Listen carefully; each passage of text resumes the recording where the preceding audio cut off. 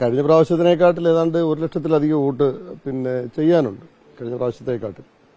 ഇപ്പോൾ പോളിംഗ് ശതമാനം കുറഞ്ഞെങ്കിലും തരക്കേടില്ലാത്ത ഒരു പ്രകടനം നടത്താൻ കഴിഞ്ഞു എന്നാണ് എന്റെ ഒരു വിശ്വാസം. പക്ഷെ അതല്ല, ഈ തെരഞ്ഞെടുപ്പിന്റെ ഒരു പ്രത്യേക സാഹചര്യമുണ്ട്. കേരളത്തിലെ ഇടതുപക്ഷ സർക്കാരിനെതിരെയുള്ള ജനവികാരം ഫലപ്രദമായി മുതലാക്കുവാൻ UDF കഴിഞ്ഞു.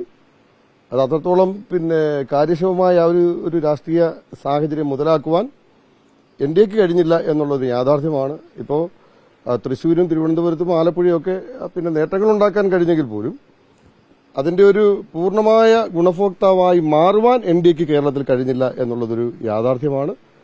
ദേശീയ രാഷ്ട്രീയത്തിലുണ്ടായിട്ടുള്ള ആ ഒരു മാറ്റമൊക്കെ നമുക്കറിയാമല്ലോ. അപ്പം അതിന്റെ എല്ലാം കൂടെ ഒരു ആകത്തുക നമ്മൾ നോക്കുമ്പോൾ തരക്കേടില്ലാത്ത പ്രകടനം നടത്താൻ കഴിഞ്ഞു എന്ന് തന്നെയാണ് ഞാൻ വിശ്വസിക്കുന്നത്. മാവേലിക്കരയിലെ സംഘടനാ സംവിധാനം എങ്ങനെയുണ്ടായിരുന്നു? മുന്നണി സംവിധാനം, പാർട്ടി സംവിധാനം, BJP സഹായം?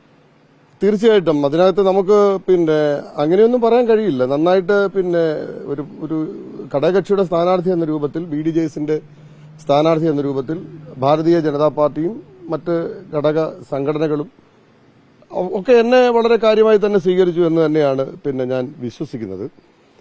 തെരഞ്ഞെടുപ്പിന്റെ എല്ലാ ഘട്ടത്തിലും അവരുടെയൊക്കെ സജീവമായ സാന്നിധ്യവും പ്രവർത്തനവും ഒക്കെ ഉണ്ടായിരുന്നു എന്നുള്ളതൊരു വലിയ യാഥാർത്ഥ്യമാണ്. അപ്പൊ ഇനിയും ഈ തെരഞ്ഞെടുപ്പ് രംഗത്തെന്ന് മാത്രമല്ല NDA കൂടുതൽ ശക്തിപ്പെടുത്തുവാനുള്ള പ്രവർത്തനങ്ങളുമായി മുന്നോട്ട് പോകും. പഞ്ചായത്ത് തെരഞ്ഞെടുപ്പ് വരുന്നു, പാർലമെന്റ് അസംബ്ലി തെരഞ്ഞെടുപ്പ് വരുന്നു.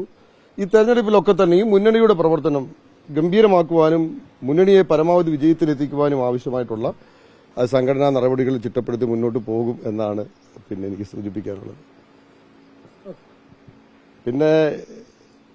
ഈ തെരഞ്ഞെടുപ്പിൽ ജയവും തോൽവിയും തെരഞ്ഞെടുപ്പിന്റെ ഭാഗമാണ്. ജനാധിപത്യത്തിൽ ഒരാൾ ജയിക്കും, ആ ജയം അംഗീകരിക്കുക എന്നുള്ളതാണ്. അതാണ് ജനാധിപത്യപരമായ മര്യാദ.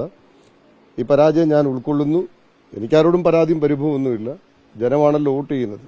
ജനത്തിന് തോറ്റാൽ ജനത്തിന് കുറ്റം പറയേണ്ട കാര്യമില്ല.